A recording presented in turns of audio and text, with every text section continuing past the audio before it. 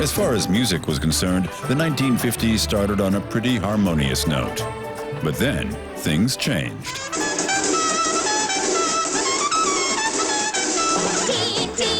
Teenager melody. Teenager melody. Rock and roll had arrived, and Germany was ready and waiting for it. Or was it? You might think everyone was dancing to rock and roll in the 50s, with a group of teenage rebels hanging out on every street corner. But those were exceptions to the rule. That is why rock and roll was in the headlines, because it was something out of the ordinary.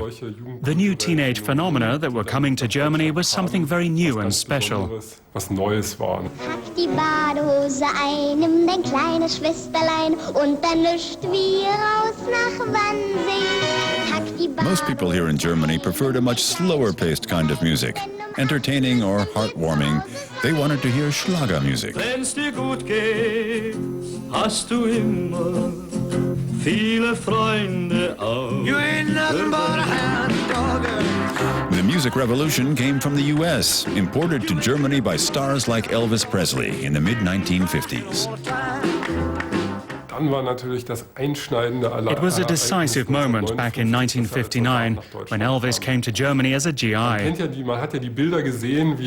Everyone knows the newsreel footage of him coming on shore in Bremerhaven with all the fans going wild.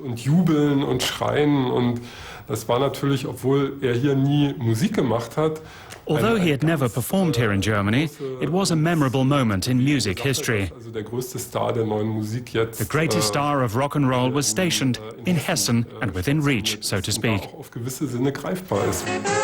Such die schönsten Blutjeans heute aus. Sag Bescheid, kommt heute spät nach Haus. Bringt Daten mit und möglichst viel von Elvis und von Tommy Sting. Germany soon had its own Elvis, Peter Kraus.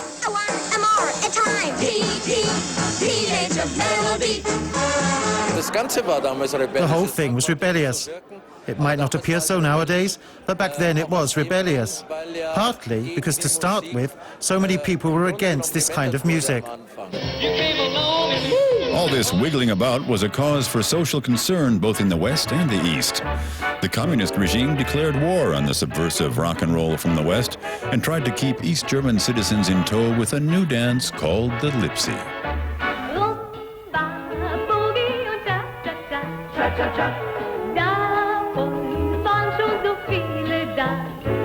Darum hatte sich auch ein Mann so einfach über Nacht diesen neuen Rhythmus erdacht. It referred to the city of Leipzig, and somehow it's understandable that young East Germans weren't exactly rushing to the local ballroom to dance the Leipzig. Leipziger zu tanzen, das kann man irgendwie auch verstehen. Heute tanzen alle jungen Leute im Lipsy-Schritt, nur noch im Lipsy-Schritt. But official music policies in East Germany weren't as restrictive as some might think. So ist halt in den 50ern in der DDR. In the 1950s, jazz was played in East Germany, and there were ideological debates on whether or not it was subversive. Da gab es ja auch so ideologische Debatten. Ist das jetzt die Musik des Klassenfeindes? Also was it an element of Western culture? Konsumkultur? Or did it come from suppressed Afro-Americans? Musik des unterdrückten Afroamerikaners.